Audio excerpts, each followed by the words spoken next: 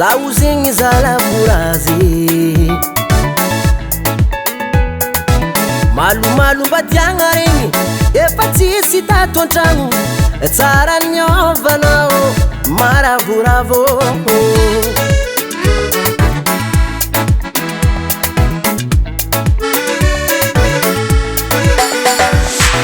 nefa tegna taloha zay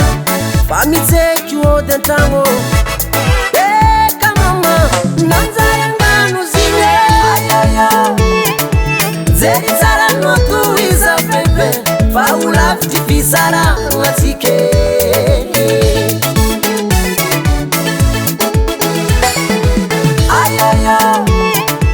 zeny tsara notoiza pepe fa ho lavitry fisarahagna tsika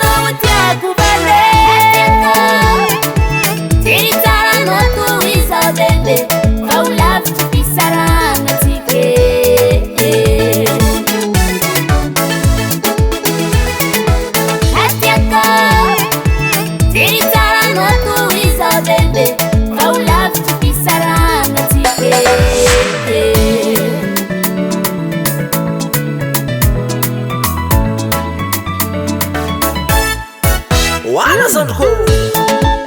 yeba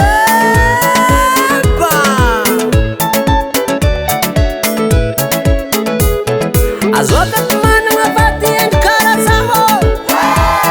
azota kumana ngabati maditi manafo TTS record wala tonton